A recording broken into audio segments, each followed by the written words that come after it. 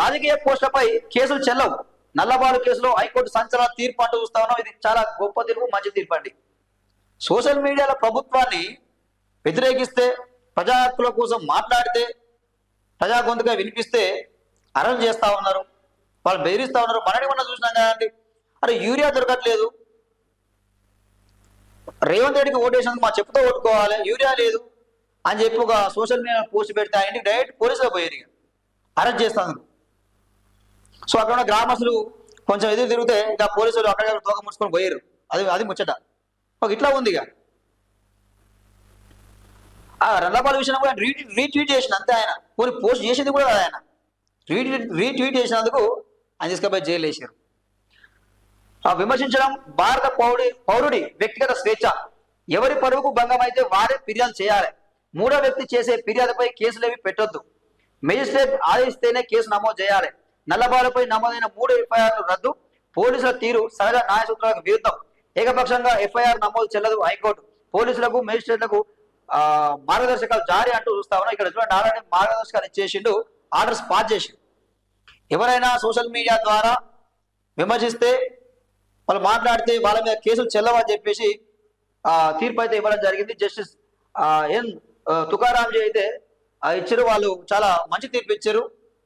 ఇది వాస్తవమే. ఇది ఎందుకంటే ప్రజలకు ఎవరైతే హామీ, మీరు ఇప్పుడు ఎలక్షన్కి వస్తారండి, ఓట్లు అడిగేటప్పుడు మీరు చెప్పరా హామీలు?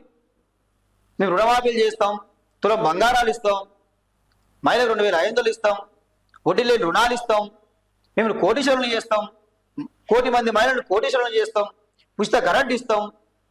ఇవన్నీ మీరు చెప్పినప్పుడు అమలు కానప్పుడు ప్రజలు అడుగు తప్పేందండి? సోషల్ మీడియాలో వాళ్ళ ప్రెషన్స్ తప్పేంది? దానికి కేసులు పెడతారా? సో మంచి తీర్పు ఇచ్చారు. విమర్శించడం భారత పౌరుడు వ్యక్తిగత స్వేచ్ఛ, హక్కు కదా, రాజ్యాంగం కల్పించే హక్కు కదా, ప్రశ్నించడం కానీ విమర్శించడం కానీ. దానికి సమాధానం చెప్పాలా?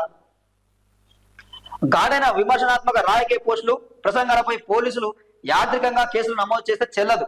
ఇక నుంచి ఇక పోలీసు వాళ్ళు మీరు బాగా గుర్తుపెట్టుకోండి. ఇక మీరు ఇష్టం వచ్చినట్టు మేము ఎఫ్ఐఆర్ చేస్తాం, కేసులు పెడతామంటే కుదరదు. ఇక పరువు నష్టం వాటిల్లిందనే ఆరోపణలతో చేసే ఫిర్యాదు ఆధారంగా పోలీసులు ఎఫ్ఐఆర్ నమోదు చేసే ముందు ఫిర్యాదుదారు బాధిత వ్యక్తి అవునో కాదో పోలీసులు నిర్ధారణ చేసుకోవాలి. సోషల్ మీడియా పోస్టులతో సంబంధం లేని 3వ వ్యక్తి చేసే ఫిర్యాదులకు విచారణ ఉండదంటూ చూస్తా ఉన్నాం. పరువు నష్టం, ద్వేషపూరిత ప్రసంగం, హింసను ప్రేరేపించేది సామాజిక అశాంతికి దారితీస్తుంది. ఒట్టి ఆరోపణలపై ఆధారం ఉంటేనే కేసు కొనసాగించాలి.